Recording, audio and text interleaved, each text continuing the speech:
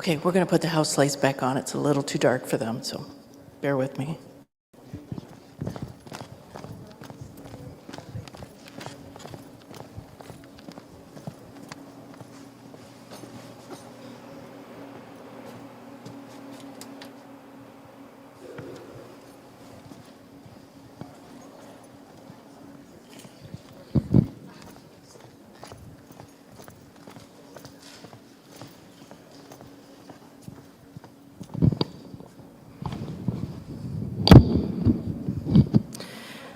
Good evening. Welcome to Bowser High School. My name is Robin Hage, and I am the coordinator of these local history lecture series through TPS.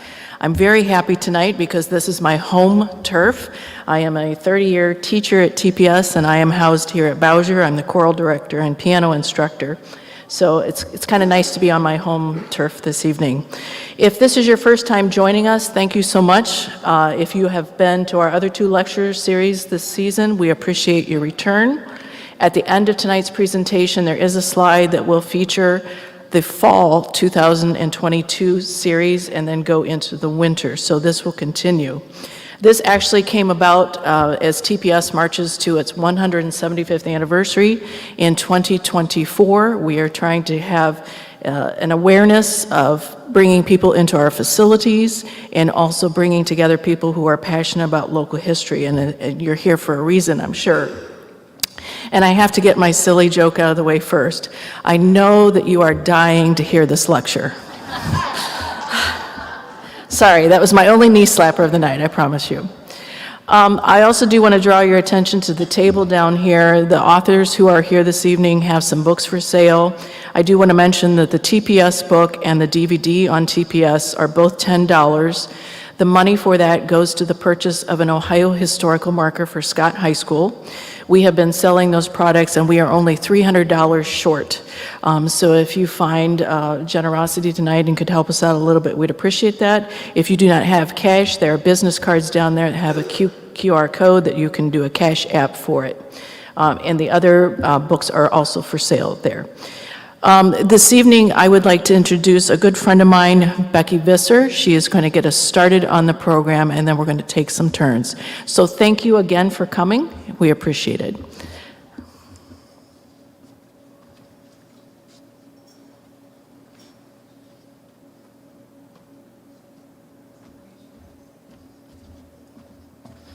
Good evening. You know, today's the best day of the year, and you guys are all here. What's the matter with you?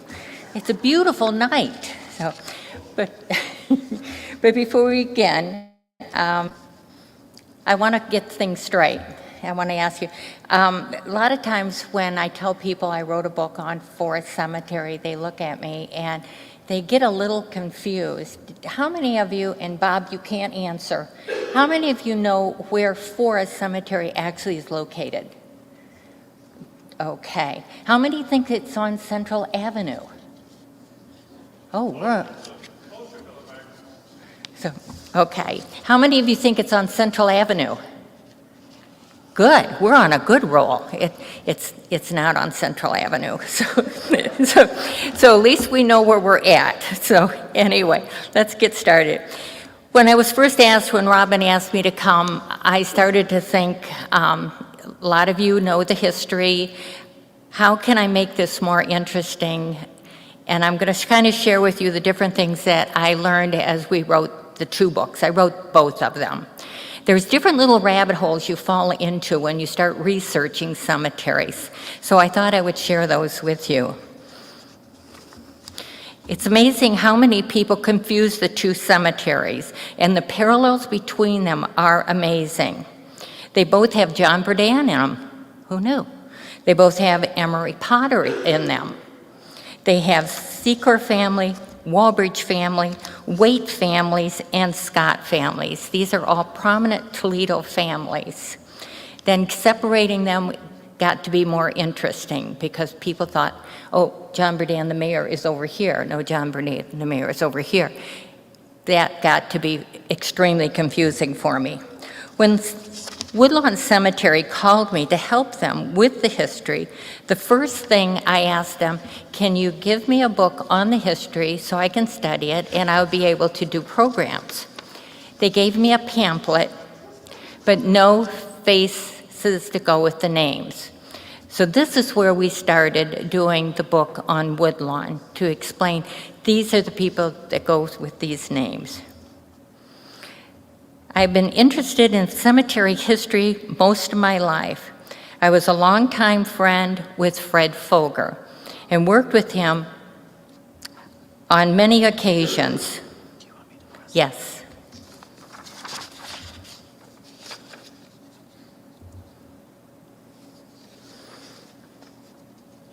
We're past that.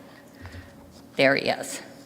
I worked with Fred on many occasions and got to know him quite well. And you can say he fueled my interest and addiction to cemetery history. I'm going to put out another name to see how many people know who this is. This is Lolita Guthrie. Is anybody familiar with Lolita? There he is.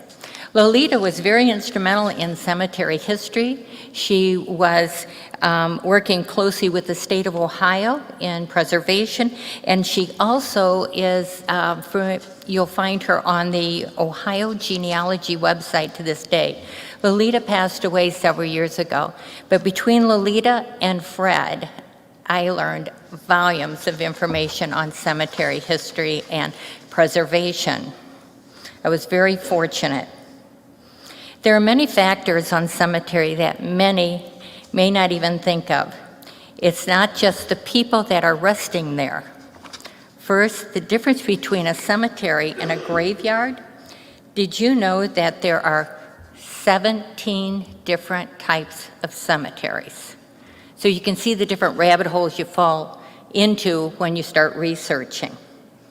There are private cemeteries, there are public cemeteries, church, religious cemeteries, rural cemeteries, green cemeteries, military or VA cemetery, and the list goes on. Then there are design trends and styles of art of the headstones. And there are marble headstones, there are granite, and occasionally I've even seen concrete ones. The time period of a headstone in the Victorian days are very elaborate. The military stone styles changed for the different wars that have occurred.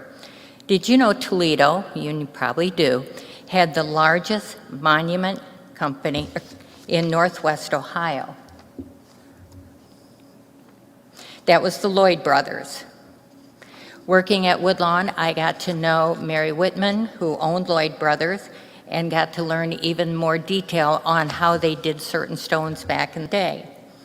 The oldest headstone that I found that Lloyd Brothers did was Eleanor Ireland. She died in 1848. This was 13 years before the Civil War. I was asked by Lloyd Brothers if I would like the headstone. It was one of their display models. I said, nah, I gotta draw a line on that one. I don't think my husband would approve, but I might get back with you. We ended up donating it to Walcott House, and we found out this was a real woman we believed that was buried down by Riverside Park. And in the early 1900s, the headstone was carried away in a flood. So fortunately, I didn't put it in my backyard. This is a good one. Did you ever notice the gray metal headstones in a cemetery? We call them zinc. It was not unusual during Prohibition. Guys would hide their bottles in there because you could unscrew the base and hide things. Talking to a prominent family from Woodlawn, I found out the same thing happened with a big obelisk that had a fern pot on top. That's where they still would hide their booze during Prohibition. Who would look in a cemetery? So, understanding the styles and the stones that can tell a lot about the person. How can you tell the difference between the angels? Michael has a sword, Gabriel has a trumpet, And of course, the cherubs are always the ones that are representing the children.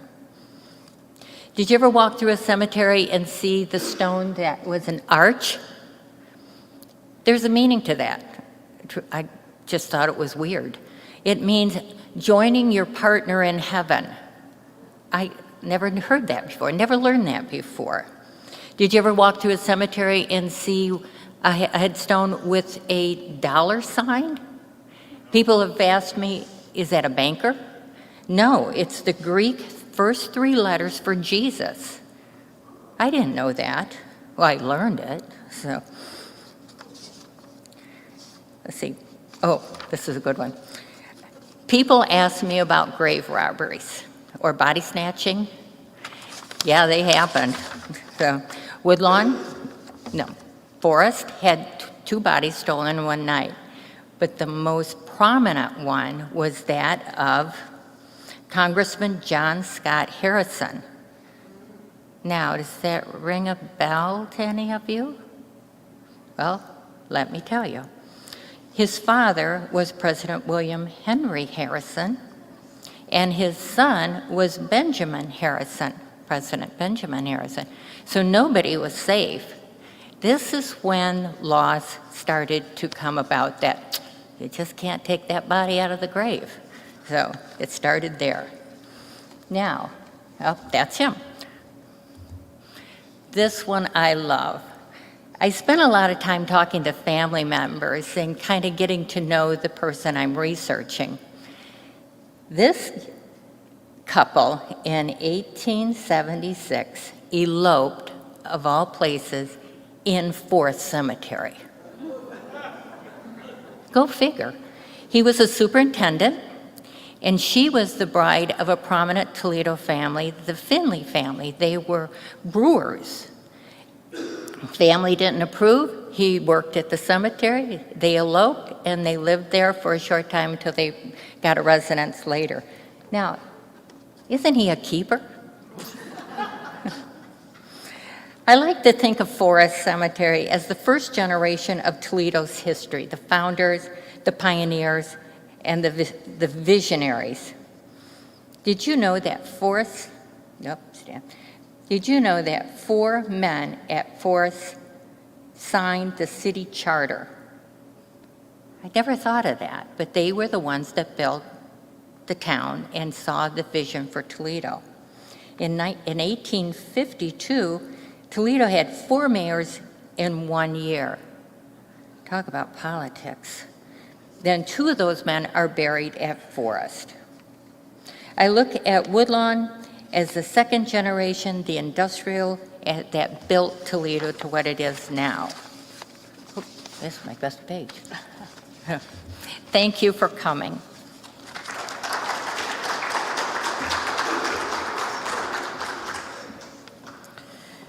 So I want to thank Becky. I wanted to have Becky start off our program this evening because Becky co-authored both the Forest and the Woodlawn Cemetery book, and I apologize I didn't mention that to you. So she gave you kind of an overview of her role in it. Unfortunately, our next speaker, Gary Franks, could not be here this evening, and he was going to speak on Forest Cemetery. So I am going to ask for your patience. I am familiar a little bit with Forest, but I'm going to use some notes for this part of it. So unfortunately, Gary could not be here tonight, but he is the co-author with Becky of the Forest Cemetery book. So the slides that Gary put together, of course, where is Forest Cemetery? A lot of people are unfamiliar with its location. They feel it is an unsafe location. I myself have personally gone there during the daytime, and I do not feel unsafe whatsoever. It is located at the intersection of Mulberry and Baker Street, kind of over by Spring School. If you've been over there, if you take Bancroft into downtown Toledo, it literally will dead end into the cemetery there. Forest Cemetery is actually over 100 acres. In a few minutes, I'm going to talk about Calvary Cemetery. Calvary is over 140 acres, so Forest is quite large, and over the succession of years, it has grown exponentially. Here is an overview of the map that you can see. in 2018. I will tell you, if you go to visit there, once you go into the main gate, there is a map on the right-hand side, and I highly advise you to take a picture of it or have a map when you go, because it does get a little cumbersome to try and navigate through there. The roads are not well labeled. They are not laid out in a grid pattern, so you do have to kind of have a point of reference when you get there. In just a minute, our next speaker, Renee, is going to talk about Woodlawn Cemetery, which I would consider the grand cemetery of Toledo. But after Woodlawn was open, Forest really took a hit because the more prominent individuals, the businessmen, felt that Woodlawn was more appropriate to their stature, and some of the people decided to move from Forest over to Woodlawn. But we have this rural cemetery movement afoot that she is going to talk about. But you can read on the slide there how much the burial costs rose. So who's buried in Forest Cemetery? Obviously, you can read for yourself. It has the most mayors of the city of Toledo, 2 Congressional Medal of Honors, many veterans.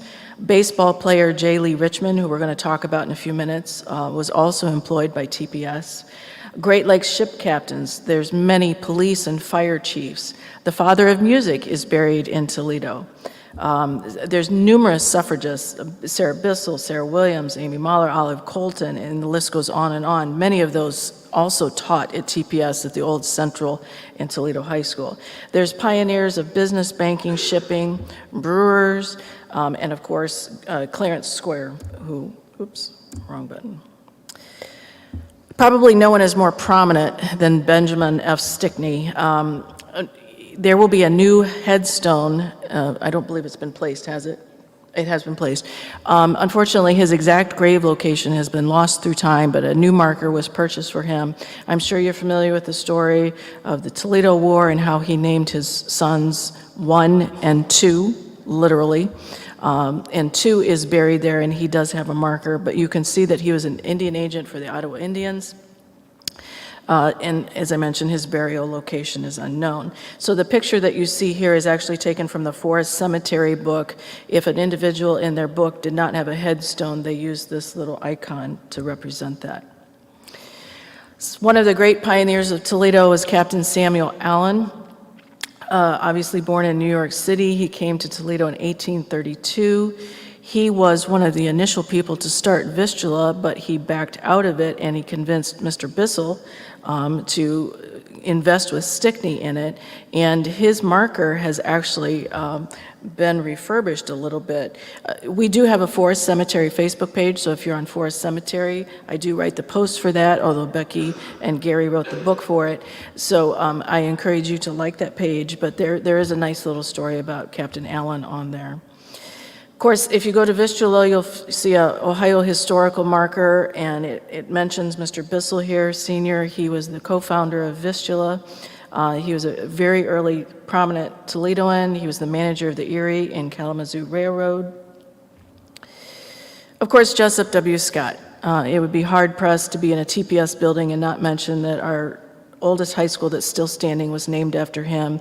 He owned the Blade at one point. I'm currently reading a book on how he navigated the founding of the University of Toledo, back then Toledo Arts and Trades School, and how that worked out.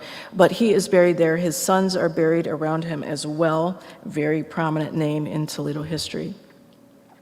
John E. Hunt is another one. As you can see, he settled in the area in 1816. He worked in the mercantile trade with the Native Americans.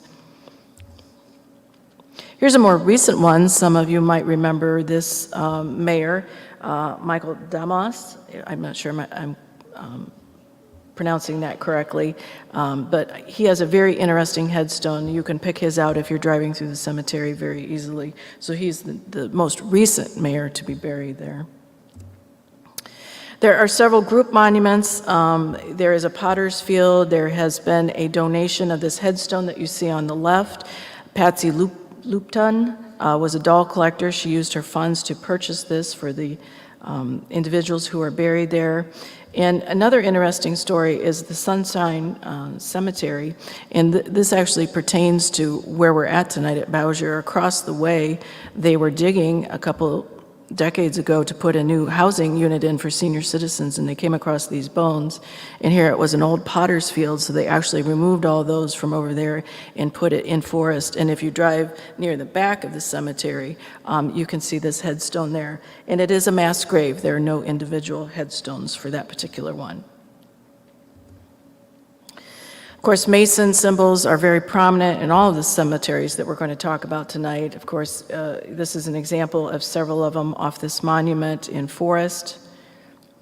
They would also have their own burial rites during the funeral. And as I mentioned, numerous police, firemen are buried there. Henry Breed was the first one that was a full-time paid Toledo policeman. Albert King is another individual. You notice that he has no headstone. He married Julia Ward, who we'll talk about. He was the first African-American Toledo police officer. Here's another list of some officers who have killed in the line of duty. Again, if you go to the Facebook page or if you buy the book, you will learn about their heroism. Some didn't even have a chance before they got out of their car, before they were killed. Of course, the fire department, Elias Avery, he's the first paid fire chief. He was paid a whopping 35 cents an hour. Here's some other gentlemen who were killed in the line of duty for fire. I do want to point out that Henry Westfall on the bottom right-hand side is the great-great-grandfather of Chief Allison Armstrong, our current fire chief. So I thought that was a neat connection between the two. James Frazier, also that you see on the right-hand side, he was killed in the quail fire, the big one that happened down on Summit Street. His body was never recovered. It is somewhere in Promenade Park. Albertus Brown has an interesting story. There used to be a housing development named after him because he was extremely prolific in the African American movement and also the Frederick Douglass Center to improve the lives of citizens here in Toledo. Of course, William Finley, for those of you who enjoy a good brew now and then, Toledo was one of the big breweries of the Midwest, and he was one of them. He has one of the most imposing monuments. When you first drive into the cemetery, you're literally almost driving right into it. And obviously, he started the Finley Brewing Company.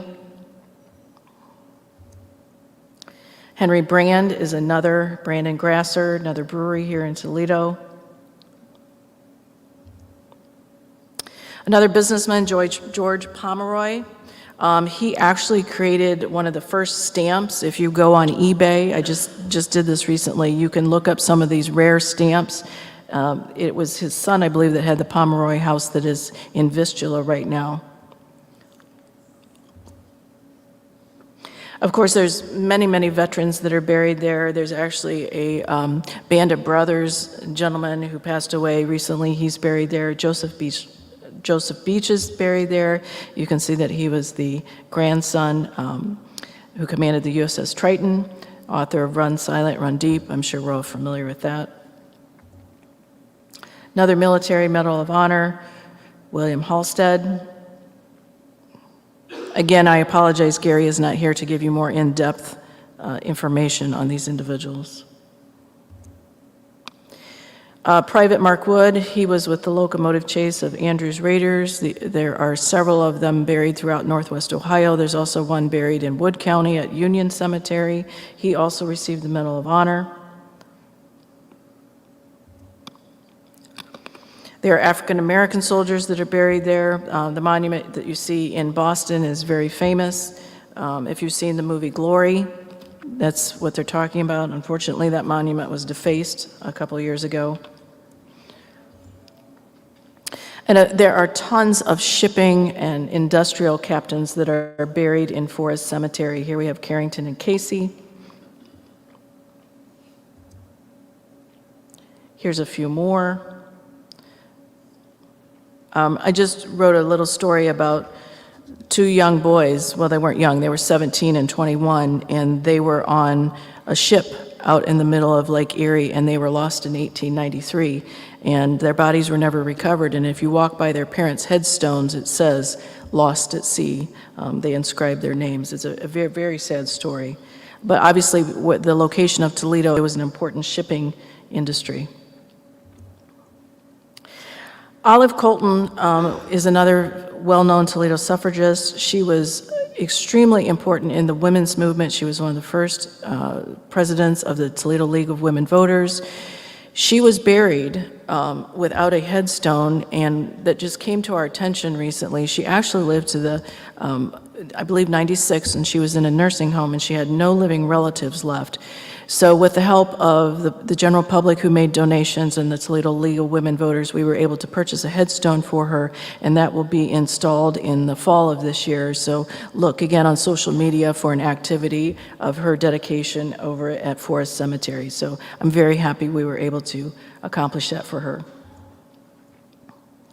Hannah Davidson was one of the slaves, and Julia King at the bottom here. I did a little research on Hannah, and I'm not sure that she actually lived to 108. There were different things that I read in some research that indicated that might not be correct, but she actually went to Newberry School on the anniversary of the Emancipation Proclamation by Abraham Lincoln and read it to all the fourth graders there. As a child, she could not read and write because she was a slave, but she eventually learned, and she shared that talent with children. Mr. Matthias is considered the father of music in Toledo. Toledo has always had music. Even the old Toledo High School in 1850 had music as part of its instruction. He served in the Civil War.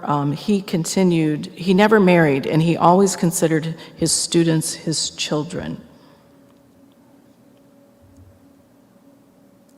And then, of course, John Lee Richmond. John Lee Richmond was the first person to pitch the first perfect game in baseball. I mentioned him if you were at Scott High School on our first lecture series.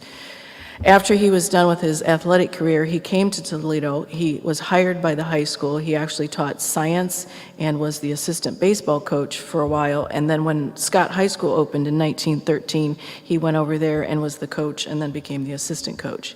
Later on, he became a medical doctor, and so he was very prolific in all of these different activities that he took up. You'll notice that his headstone is down in front of this more modern headstone that is inscribed with all of his accomplishments. But we really do try to claim him in TPS because he was a long-term teacher here with us. Many of you are here tonight because you enjoy cemeteries, you enjoy the stories, so this is an additional resource that Gary put in here. If you have further research that you want to do, findagrave.com, I'm sure you know about, ancestry.com, but there are many resources online if you're looking for an ancestor. If you have a specific lot that you need at one of these cemeteries, you can ask us tonight, and we can assist you with that. Perpetual care is provided in these cemeteries, so if you have a loved one or you see a headstone that needs to be raised, you can call the cemetery and they will do that. Most recently, I just called on a headstone at Woodlawn. I am not related to the person whatsoever. I was doing some research, called, and they raised it for free because that is part of the payment when you have your internment there. So at this time, I'd like to introduce Renee. Renee is the co-author of the Woodlawn Cemetery book. She was a special needs teacher in Perrysburg, and she has her master's degree in history. So I will turn this over to Renee.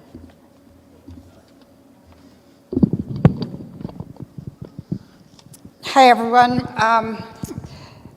Just to talk a little bit about Toledo first. After the Civil War, it became a major manufacturing hub for the Great Lakes, and along with that development, the population increased drastically.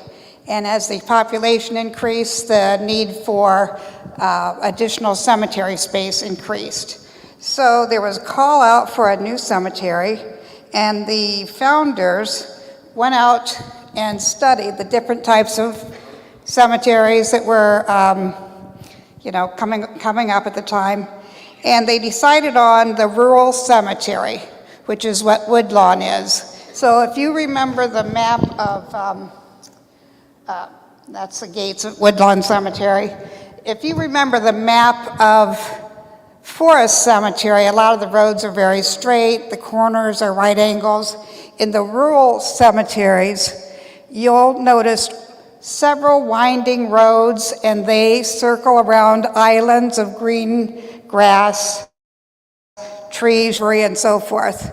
And so they have a very natural look to them. So Woodlawn has nearly 2 miles of winding roads that section off each area. The stream that cuts through the property was dammed up to allow for the formation of Silver Lake, which added to the tranquil charm of the grounds.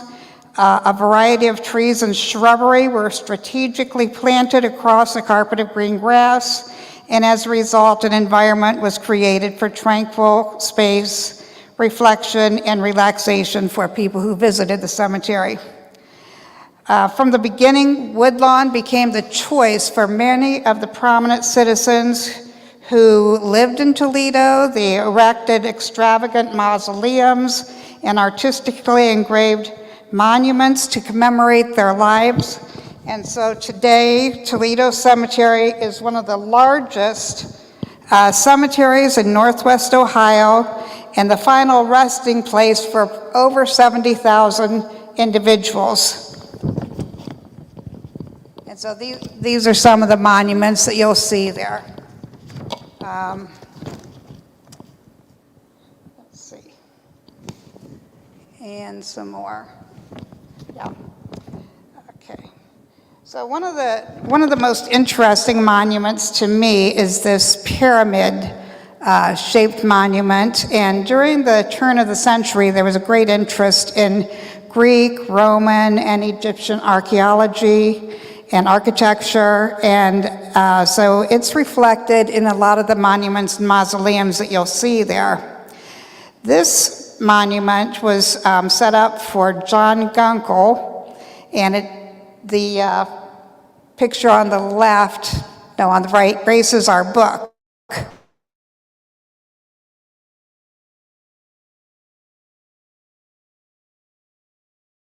For developing the Toledo Newsboys Association. His work promoted citizenship, good behavior, and business skills in the children who worked on the streets during the late 1800s and the early 1900s. Each child who was a member, and you had to either sell newspapers or be a bootblack, had to sign a pledge that he would no longer swear, smoke, drink, gamble, steal, or basically do anything that would cause problems. And as long as he signed that pledge, he would receive a card or a badge that he could wear. If he was caught doing any of those things, his card could be removed from him. And if it was removed, then he was not allowed to come to the monthly meetings or the yearly picnic that they had or any of the other exciting activities that John Gunkel set up for these boys, and some of them were even girls. John Gunkel went on to set up some major things with these children. One of them was a marching band. So the Newsboys Marching Band marched in all the parades that were around, the area, and they actually marched in Theodore Roosevelt's inaugural parade.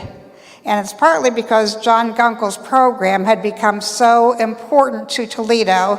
It was adopted by several other communities because it worked so well. And so he caught the eye of Theodore Roosevelt and his marching band was invited to that inauguration. Upon Gunkel's death, donations came into Toledo and the fund went to develop this grand monument that you see here. In addition to monies that came in, children also sent in cobblestones, and that's what this monument is made from, is the small stones that a lot of the children sent to Toledo from their location. While I was researching the book, I had the opportunity to meet a lady named Billie Isles, and she is the granddaughter of John Gunkel, and she helped us with a lot of the information about John Gunkel and provided photos for us. So this is a picture that was a promotional photo of John Gunkel and some of the newsboys, and it was in a lot of the national newspapers. So that's one of the ways that they promoted this program. Okay, our next character is a man by the name of William Harbeck, and he was from Toledo, and he, as an adult, became interested in photography. And eventually he became a pioneer in documentary motion picture photography. So he showed up at the San Francisco earthquake, or shortly after it, in 1906, and took several of the earliest videos of the earthquake, the damage from the earthquake. He was married and had 2 sons, lived in Toledo on Michael Street. Now, according to one trade publication that I was reading about called Moving Picture News from that time period, Harbeck gained a $10,000 contract to produce footage of the Titanic's maiden voyage. Prior to boarding, he actually went to France and spent several weeks studying moving picture techniques that were used there. Once on board the Titanic, however, he became a victim of the disaster. And so he passed, and they were able to recover his body, but they were not able to find any of his videos or images that he had been taking. His body was removed to Halifax, like all the other recovered bodies, and when his wife, Catherine, went to Halifax to recover his body, they accused her of being a fraud. And she was very confused, what are you talking about? I am his wife. And they said, well, no, on the ship Manifest, his wife was with him on the ship, and she went down with the ship, and we have not been able to recover her body. Well, as it turns out, when he took that little trip to France, he met a model, 21-year-old lady, and they had set up an arrangement where she would join him on the trip to New York and actually, be his wife for that week or so. So anyways, that was the story with him. Eventually, Mrs. Harbeck was able to get her husband's body back. She brought him back to Toledo, and today he's buried at Woodlawn Cemetery with that small marker up there. Okay, so he's only human, I guess. All right. Our next person is one of my favorites, Samuel Jones. He immigrated to the United States from Wales as a child and began his life as a member of the working class. He went on to become one of Toledo's wealthiest citizens and most outspoken people. Mr. Jones is considered the founder of the progressive reform movement in Toledo that emerged at the turn of the century. And let's see, he made his fortune with the invention of oil-related products, specifically a device called a sucker rod that enabled him to do deep well drilling. He moved on to develop other devices, surface rods, pumping jacks, pumping powers, and engines. His products were manufactured in Toledo at his plant called the Acme Sucker Rod Plant. And Jones was very unlike other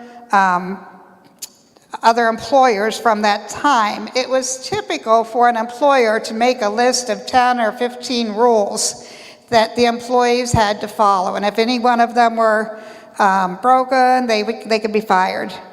For Jones, he only had one rule. It was the golden rule. As ye do unto others, others would do unto you. That was the only rule that he had printed on the wall of his factory. He went on to introduce several employee benefits that were unimaginable to manufacturers at that time. So, for instance, he started an 8-hour workday. He started profit sharing and paid vacations. All of these were really out there compared to other employees' techniques that they used. He paid his employees almost double what other factory workers were receiving here in Toledo at that time. And he always tried to improve the working conditions for his factory workers. Well, as a result, his reputation grew to legendary proportions. And so in the late 1890s, both the Democratic and Republican Party wanted him to run for mayor under their leadership. Well, he chose the Republican Party, and he won the position of mayor for 1897. As mayor, he immediately began to implement his progressive techniques once again and use his golden rule philosophy. He opened free kindergartens, built parks, instituted an 8-hour workday for all city employees, and fought corruption in city government. He refused to implement saloon laws that outlawed the sale of alcohol on Sundays. Jones also encouraged voters and politicians to renounce political parties. He believed that nonpartisan policies would unite Americans rather than divide them as political parties seem to do. So obviously, his thought process was, and to a certain extent still is, very radical. Well, as a result of all of his activities, people turned against him. Okay, the businessmen turned against him, the politicians turned against him, the moral reformers turned against him. Everybody was turning against him, except one group, and that was the workers. So when it was time for him to run for mayor again, the Republican Party didn't want anything to do with him, and neither did the Democrats. So he said, okay, I'm going to run as an independent. Well, he went on to run as an independent and won the position of mayor 3 more times, and he was backed by the workers. So that's how he became the mayor of Toledo for four elections, even with the harsh criticism. This first picture that you see here appeared in the Toledo Blade, and it was their response to some of his, support for the gamblers and saloon keepers, is what they called it. Let's see. So, anyways, he died in office in 1904. Oops, let's see here. Okay, well that one, I threw that one too soon. But anyways, he's buried at Woodlawn Cemetery between his first and second wife and with his mother and daughter nearby. To this day, Samuel Jones is considered one of the most progressive mayors in U.S. history, and there's several lists out there of who is the best mayor in the United States, and he's always on that list up near the top. It doesn't matter which national list you look at, you'll find his name on that list. Okay, I have this guy on here because he was my great uncle, and he just so happens to be buried at Woodlawn Cemetery, which I didn't really know until I started walking around the cemetery and found him there one day. He grew up in New Bremen, Ohio, and his dad was a cobbler, so he learned that profession as a boy. he was also one of the smartest kids in his class and always ended up getting the highest academic scores. And so, when he graduated, he decided he was going to become a teacher. Well, he taught school for about 2 years, and he decided that $60 a month just didn't cut it. So he decided that he was going to move to the big city, and he went up to Toledo, and he opened a shoemaking shop on Sinclair Avenue or Sinclair Street in Toledo. And at first, he was just a regular shoemaker. He still had all of his dad's old tools, so he wasn't using the latest devices, but he was still, doing a good job with his dad's old tools. Well, as it turns out, the theater district grew up around his business.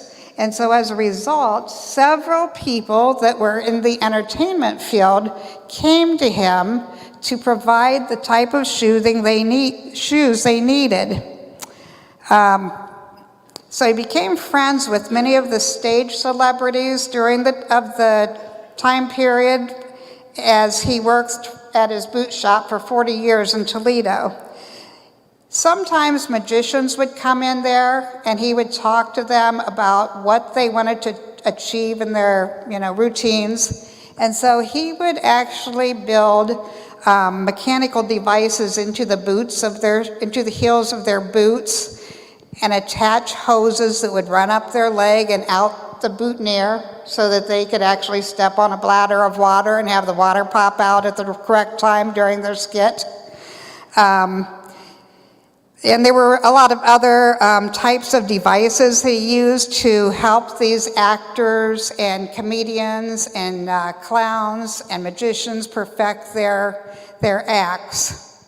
Let's see, he had professional boxers come in, Bob Fitzsimmons and James Corbett. They were repeat customers, and they always wanted him to provide the shoes that they wore in the ring. They thought it was very important to have just the right touch.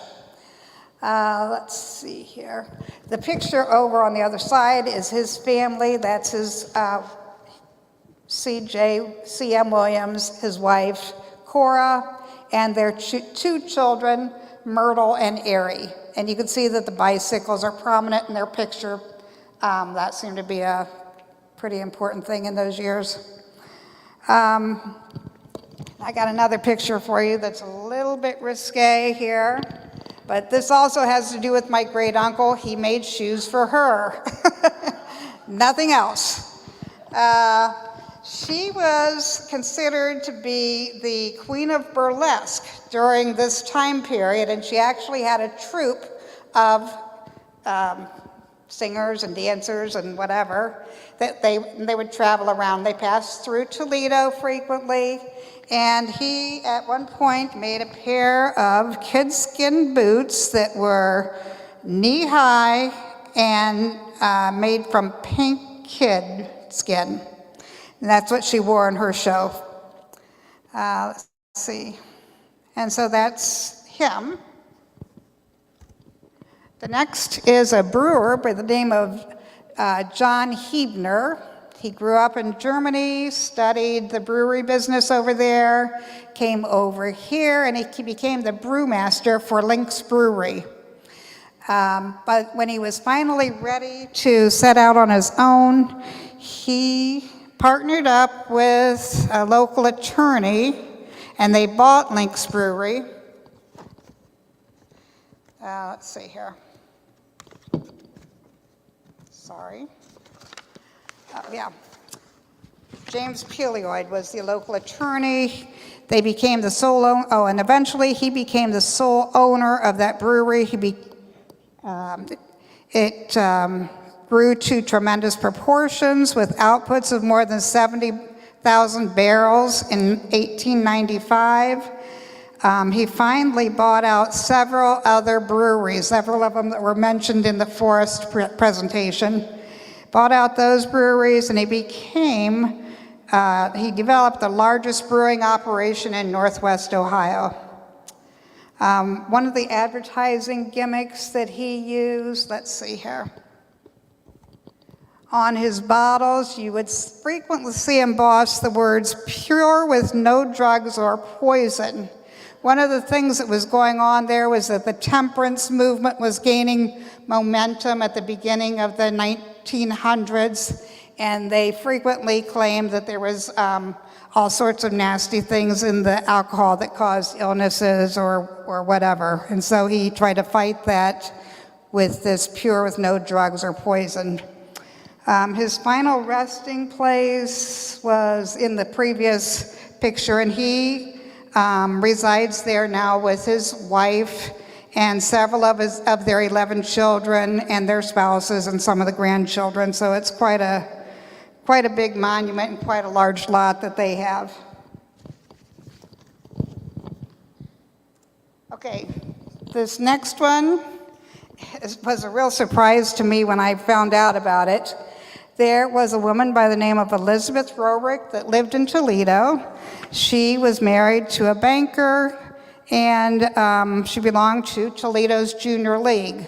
Well, as part of her participation in the Junior League, she would write these brief comedic stories about things that happened to her and her husband as newlyweds. And they were included in the publication that the Junior League would put out.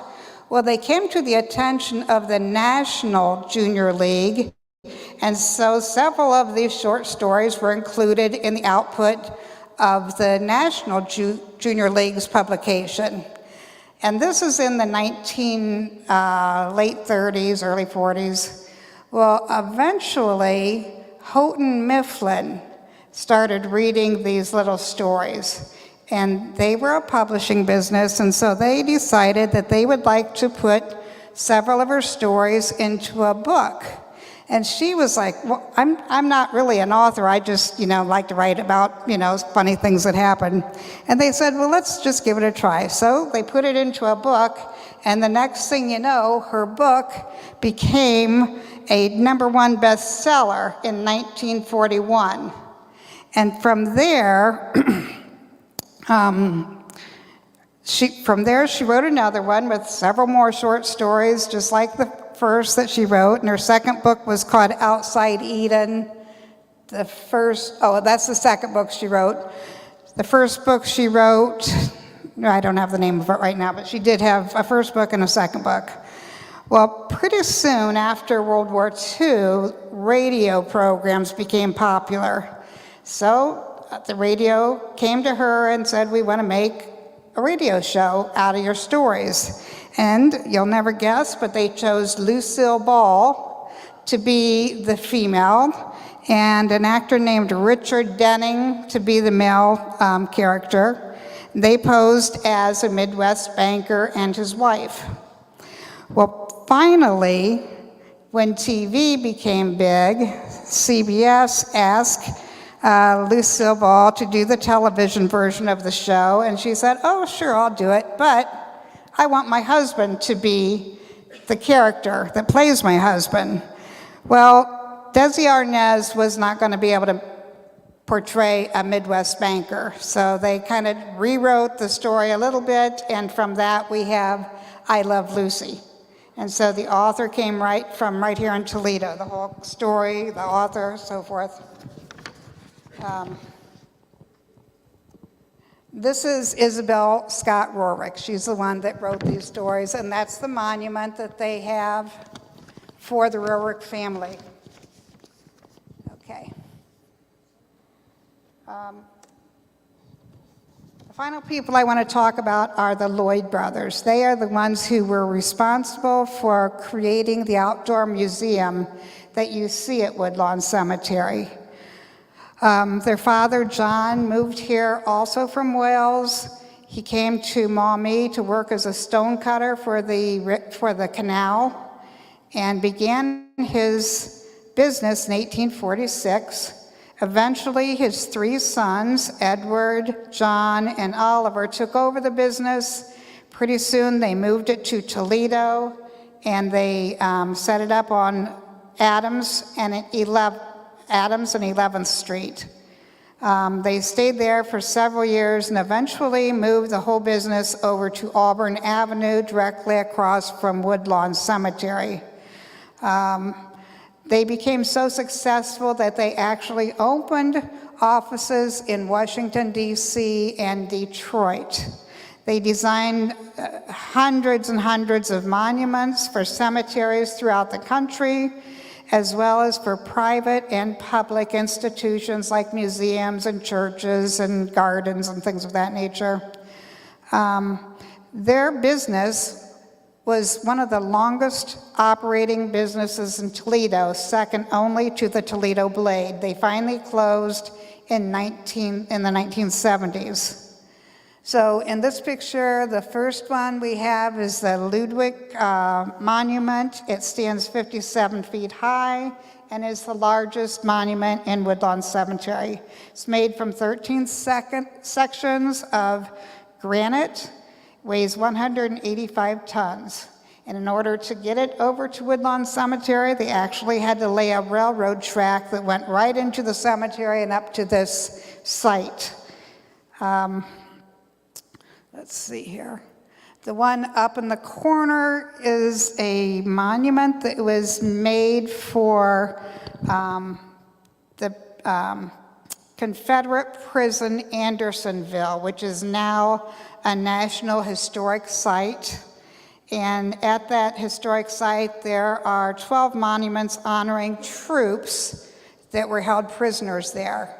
And so, let's see, this is the one that was set up in 1904 for the Michigan troops. And on the monument it says, erected by the state of Michigan for her soldiers and sailors who were imprisoned on these grounds. So that's there at Andersonville.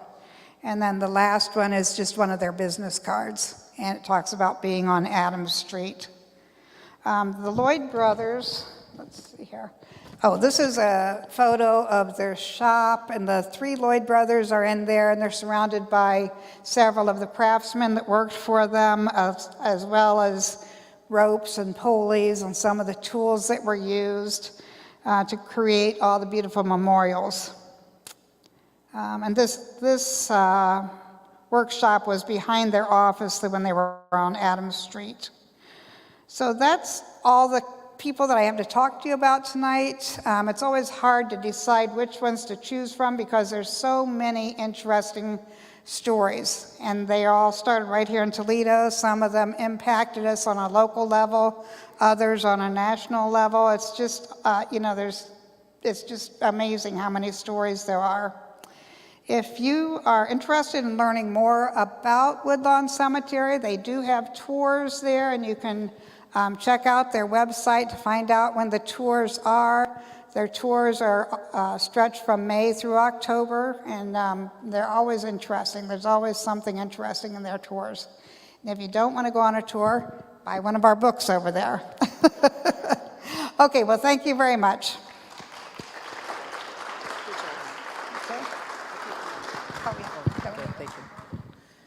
As you can tell, Renee and Becky are both very passionate about their cemeteries that they have fallen in love with. And as a transition to the cemetery, I'm going to speak briefly about Calvary.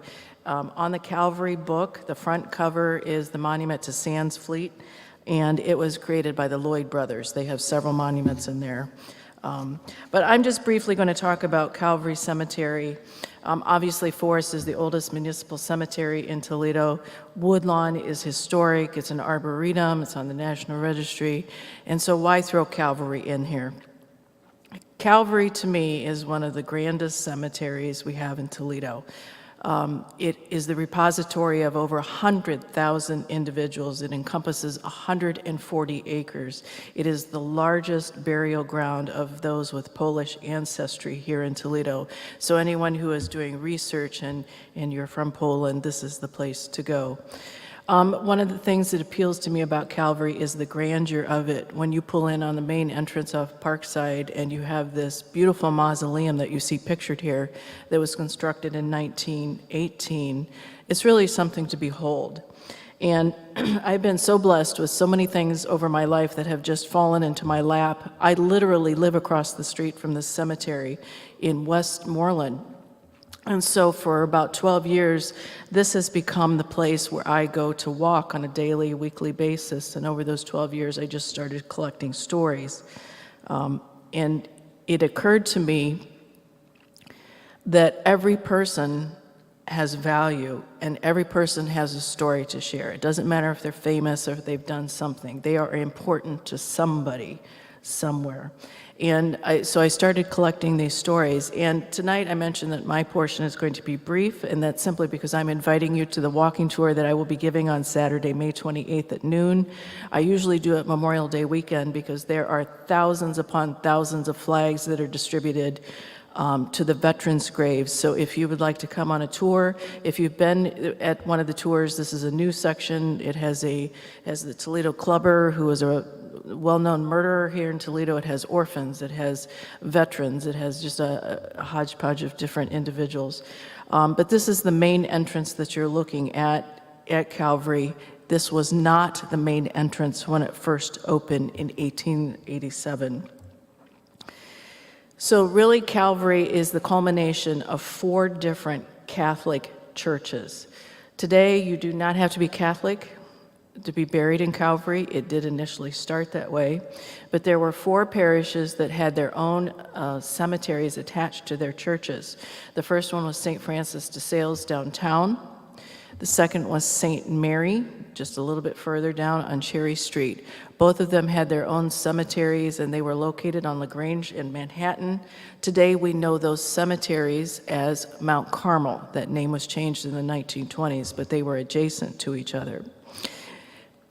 There was 2 other cemeteries, St. Peter, we now know it as St. Peter and Paul, and St. Patrick, we now know it as St. Patrick Historic. They also had cemeteries.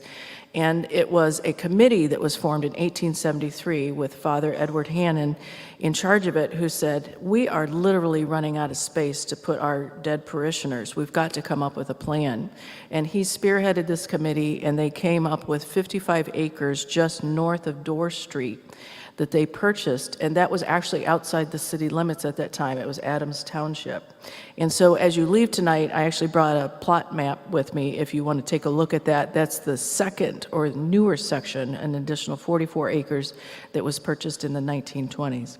But Father Hannon was the priest at St. Patrick's Historic, and he was the person in charge of creating Calvary Union Cemetery.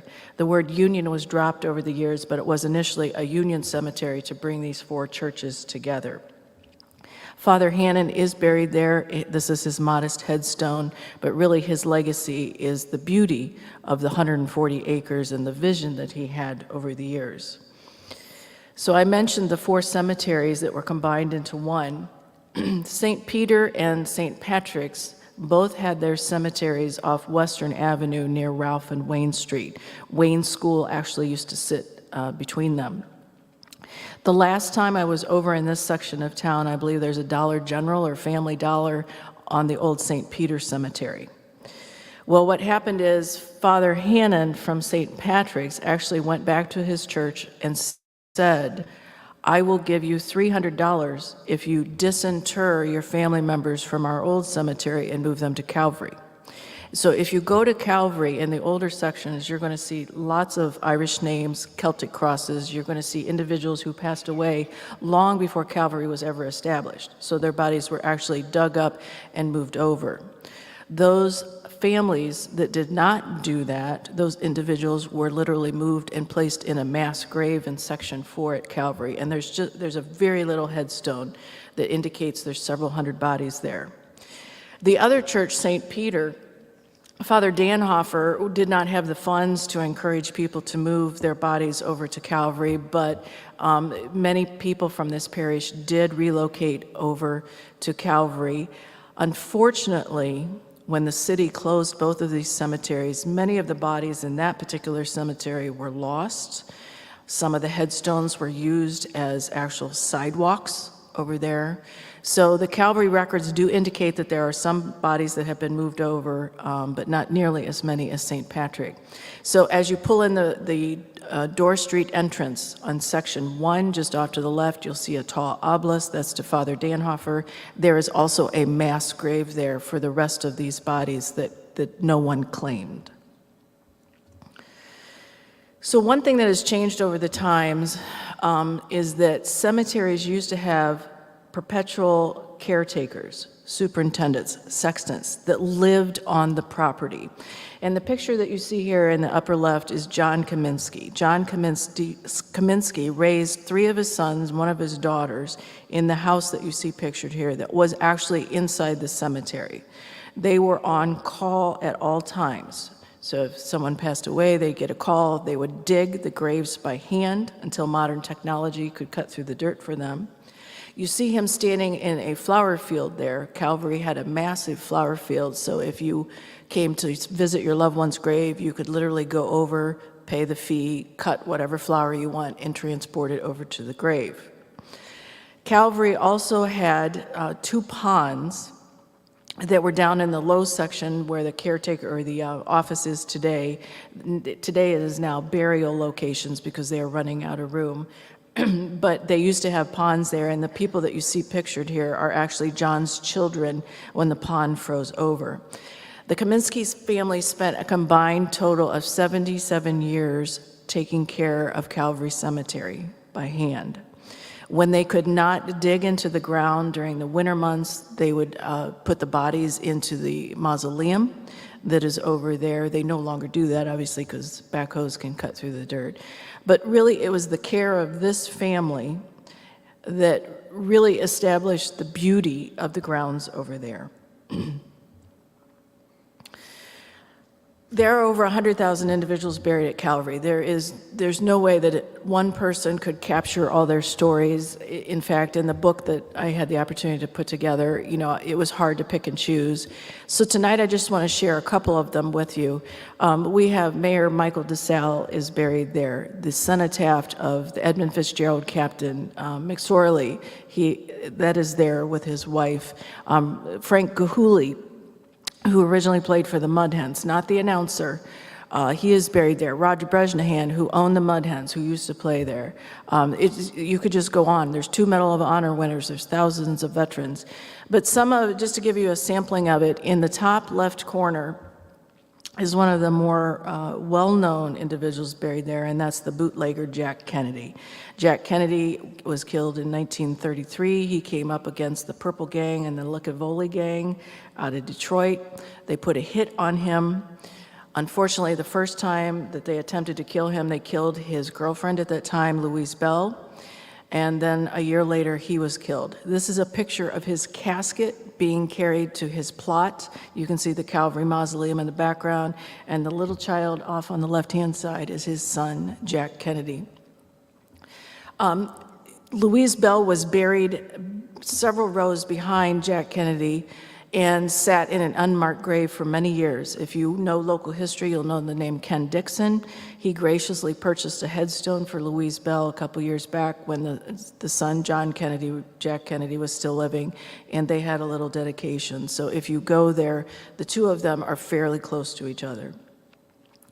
On the right-hand side on the top, I mentioned there are many, many thousands of veterans buried there. St. Hyacinth Parish is just down the street from Calvary Cemetery, and it is somewhat of the parish church of the cemetery, if you want to call it that. In section 39, there are 160 veterans. Many of them are from World War II, and their bodies were not brought back to this country until 1947, 48, and 49. 7 of those boys who were killed were from St. Hyacinth's. And when they had their memorial mass at that church, they would put their bodies on horse-drawn carriages, and they'd literally walk the bodies down Parkside Avenue to their burial spot. One of the gentlemen who's buried there, his 6-year-old daughter followed the casket down the street. So it was extremely moving. And that's why we do the tours during Memorial Day, so that you can see all these flags.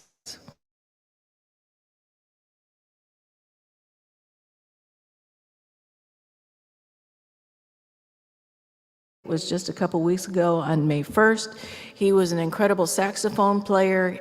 his band performed in Germany. And do you know who their opening act was? The Beatles. And the Beatles weren't famous yet, but Johnny and the Hurricanes were. I'm sure some of you have their records and their albums. You can still find them on eBay and stuff like that. But a great, great musician. And then on the far right-hand side in the bottom, May 23rd of this year marks the 88th anniversary of the electric auto light strike. And the picture you see here is of Frank Hubei. He was one of 2 bystanders that were killed. He was shot 4 times. He was sympathetic to the picketers, but he was not employed by the auto light. He is buried in Calvary Cemetery. The other gentleman, Stephen Saigon, is also buried there. Frank and his story will be on the tour on May 28th. So walking by his headstone, though, it indicates nothing. So as I said, I'm a big proponent of every life has value and every person has a story to tell. So I'm going to end with this story.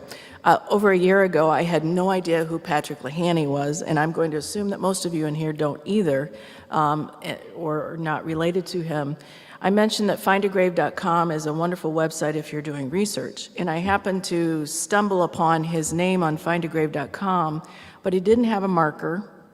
All it said was that he died in 1876 and that he drowned, and that he was buried at Calvary. So I immediately was like, okay, well, this is before Calvary even opened. He must have been a parishioner at the old St. Patrick, given his last name is Lehaney. But I couldn't find him. I searched and I searched. I went to the local library, did all the research I could find. Well, come to find out, there was a transcription error in his death in the Calvary records, and he actually died in 1873 and not 1876. And I just happened to stumble upon it. Had I not stumbled upon it, this man probably would have been lost to history. Because I could find his death date, I was then able to find his obituary. Poor Patrick was a hard worker, hard drinking Irishman. He became drunk and he fell in the Maumee River and drowned. He had 7 children. 2 of them are buried here. As I mentioned, he did not have a headstone. So when the book on Calvary came out in August, we saved the money from the book sales and we were able to purchase Patrick and his wife Mary a headstone. So Patrick is finally remembered. He will also be on the tour on May 28th. So again, coming back to that theme that everybody has value in your life. And I think it's human nature for all of us to wonder, what is our legacy? What are people going to remember about us? Will they remember us? So you hear the passion from these ladies. You yourself are here because you enjoy stories of cemeteries. The next time you have a chance to visit your loved ones in a cemetery, say their name. Clean up their grave. Do something to perpetuate their legacy. So I do want to thank you so much for coming tonight. We will be around if you have any questions, but in the fall, we are going to be continuing our lecture series. And as you can see here, this will all be posted on our website, tps.org. It'll be posted on social media, but if you want to take a picture of it, the business cards over there do indicate the next lecture. But at Rogers High School in September, we're going to have Larry Michaels do his presentation on Peter Navarre. Yes, I know Peter Navarre is from the east side, but we're taking him to the west side so that everybody gets a fair chance. Ted Long is a well-known author and historian here in Toledo. He is going to be doing the remarkable 419 and the architecture of Toledo.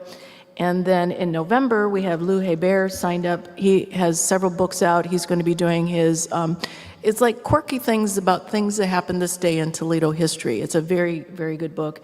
And then in January, we're going to have a speaker on Prohibition. So we encourage you to come back. We hope that you've enjoyed these lectures. If you have a specific topic that you would like covered, please feel free to share it. We would love to include that. So thank you again very much for coming tonight. We appreciate it. Thank you. Thank you. You're welcome.